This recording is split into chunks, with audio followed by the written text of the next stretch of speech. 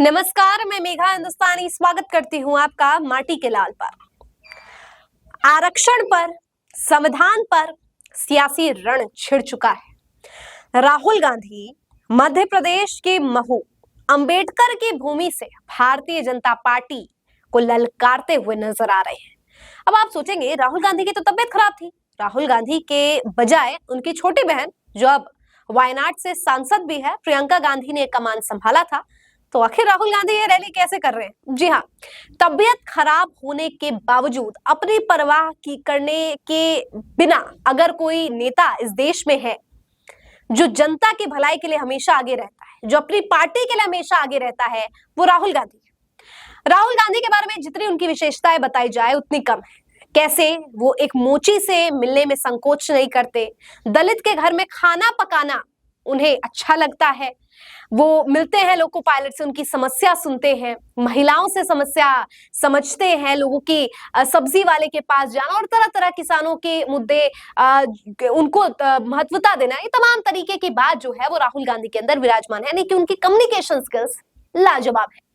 इसी तर्ज पर प्रियंका गांधी भी काफी अच्छी प्रवक्ता है, आक्रामक भी मानी जाती है और इसलिए लोग कह रहे थे कि अगर राहुल गांधी की तबीयत खराब भी है फिर भी प्रियंका गांधी ये कमान संभाल लेंगी। लेकिन ताज्जुब है, इतनी तबीयत खराब होने के बावजूद राहुल गांधी ने हौसला नहीं छोड़ा और अपनी पार्टी और देश के लिए, सत्ता के लिए, आप कह सकते हैं जैसा भी आपको ठीक लगे, जनता को संबोधित करने के लिए वो मंच पर आते हैं और मध्य प्रदेश के महू से जनता को संबोधित करते हैं।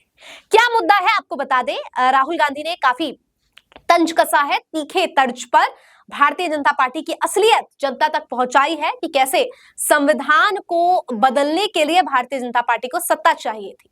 भारतीय जनता पार्टी के बहुत से नेता ये कहा करते थे और खुद अयोध्या के प्रत्याशी लल्लू सिंह तक ये बात कहते थे कि अगर सत्ता में आएंगे तो संविधान बदल देंगे। यानी कि संविधान का मजाक बनाकर भारतीय जनता पार्टी ने रख दिया है और कैसे सत्ता में अगर बीजेपी आ जाती, 2/3 बहुमत उनके पास हो जाती, तो आज आरक्षण पर, आज संविधान पर बात करने हम लायक भी नहीं बचते। ये तमाम तरीके की बातें जो है राहुल गांधी ने जो है जन संबोधन के दौरान रैली को संबोधित करते हुए जनता के बीच रखा। अब देखिए दोस्तों, दिल्ली में चुनाव है, बिहार में अगले 8 महीने के अंदर चुनाव होने हैं। ऐसे में सियासी उठापटक बहुत तेज है। बहुत लोग कह रहे हैं कि नीतीश कुमार जो है होली के बाद बहुत बड़ा खेला कर सकते हैं। उनके बेटे को लेकर उन जो सियासत आगे बढ़ने वाली है उस पर भी काफी संशय है कि अगला कदम क्या होगा। लेकिन इसी बीच कांग्रेस जो है अपने वायदों को लेकर तमाम तरीके से पिच पर सामने है। राहुल गांधी हमेशा आरक्षण को लेकर, संविधान को लेकर, अडानी के मुद्दे पर, सेबी के मुद्दे पर आक्रामक होते हुए प्रधानमंत्री मोदी और भारतीय जनता पार्टी के खिलाफ नजर आ रहे हैं। बेहतरीन बात यह है कि बतौर विपक्ष एक बेहतरीन तरीका अपनाया गया है, न केवल भारतीय जनता पार्टी की सच्चाई बताते हुए बल्कि अपने मैनिफेस्टो के जरिए अपने कामयाबी और कौन कौन सी चीजें हासिल कर ली है उन्होंने जहां पर उनकी सरकार है वो बताया है।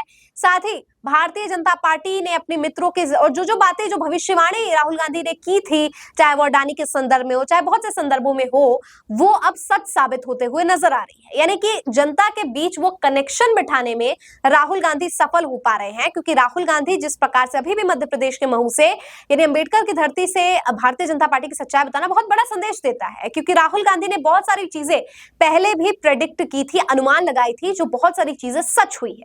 और अब जनता को राहुल गांधी पर एक अलग ही तरीके का विश्वास है, क्योंकि उनकी बताई गई बातें क्योंकि सच हो रही है। भारतीय जनता पार्टी के संदर्भ में जो कुछ भी असलियत बताई थी, अब क्योंकि वो सार्वजनिक पटल पर भी है, चाहे वो ट्रंप को लेकर हो, अडानी को लेकर हो, विदेशों में अडानी का बॉयकॉट हो रहा है और देश में कैसे प्रधानमंत्री उन्हें पुश किए जा रहे हैं आगे बढ़ने के लिए। तो तमाम तरीके, तमाम पहलुओं पर पर्दाफाश करने का काम अगर किया गया है तो वो यहाँ पर राहुल गांधी के द्वारा किया जा रहा है। केवल रैलियों के जरिए ही नहीं बल्कि धरातल पर भी काफी सक्रियता से कार्यकर्ता काम करते हुए नजर आ रहे हैं। भाई भारतीय जनता पार्टी के कार्यकर्ता तो ऐसे हैं, उनके नेता तो ऐसे हैं कि एक कुछ बोलता है तो दूसरा उसकी निंदा कर देता है, एक कभी जो है पैसे बांटते हुए नजर आता है, एक जो है वोट खरीदते हुए नजर आता है। इस प्रकार की हेर फरेब की भी काफी तस्वीरें हमने देखी है, काफी खबरें हमने सुनी है। लेकिन यहाँ बात राहुल गांधी की है, बात आरक्षण की है, बात संविधान की है। संविधान का एक ऐसा मुद्दा है जिसको लेकर भारतीय जनता पार्टी ने खूब जो है राहुल गांधी को फंसाने का काम किया कि राहुल गांधी तो अमेरिका में जाके आरक्षण खत्म कर देंगे, ये बातें कह रहे हैं, जबकि वो एडिटेड क्लिप थी और भारतीय जनता पार्टी का आईटी सेल बिना किसी चीज को वेरीफाई किए या यूं कहूं कि जानबूझकर ऐसी चीजें सर्कुलेट कर रहा था ताकि लोगों में भ्रम फैल जाए। लेकिन वो तमाम तरीके के भ्रम को भारतीय जनता पार्टी ने जो फैलाया है वो कांग्रेस ने तोड़ दिया अपनी सच्चाई के दम पर। जो बातें राहुल गांधी ने कही क्योंकि वो सच हो गई, तो ऐसे में जनता को न केवल विश्वास हो गया राहुल गांधी पर, बल्कि ये भी पता चला कि कैसे भारतीय जनता पार्टी जनता को भ्रमित करने का काम और धोखे में रखने का काम कर रही है। तो आज ऐसा समय आ गया है कि विपक्ष के जैसे नेता है, चाहे अभी अरविंद केजरीवाल, ये ही क्यों ना बोल रहे हो कि धांधली होती है, जो सत्ता में आने के लिए यमुना में जहर डाला जा रहा है, बहुत से ऐसे आरोप लगाए जाते हैं। कितनी सच्चाई है पता नहीं, लेकिन एक बात तय है कि भारतीय जनता पार्टी को सत्ता में काबिज होने के लिए तमाम तरीके का हथकंडा अपनाना पड़ता है, चाहे सरकारी एजेंसियों का प्रयोग हो, चाहे जो विपक्ष हो उनको घेराव करना हो। लेकिन यहाँ राहुल गांधी की सक्रियता, राहुल गांधी की जो हौसला है और सबसे बड़ा जो राहुल गांधी के पास सच का हथियार है, उसके जरिए बहुत स्थापित कर चुके हैं राहुल गांधी। राहुल गांधी को स्टेट मुद्दे पर भी घेरा गया, राहुल गांधी को उनकी नागरिकता को लेकर तंग किया गया, राहुल गांधी ने अमित शाह के खिलाफ क्या बोल दिया उसको लेकर पूरा बवाल कटा। लेकिन अंततः सत्य की जीत हो रही है। क्या कहा भी जाता है, सत्य परेशान हो सकता है, हार नहीं सकता, और इस वक्त जनता के दिलों पर राहुल गांधी ने जो राज किया है वो वाकई एक मिसाल है। और आपको क्या लगता है इस मिसाल पर, कमेंट करके बताइए। मुझे दीजिए इजाजत और देखते रहिए माटी के लाल। धन्यवाद।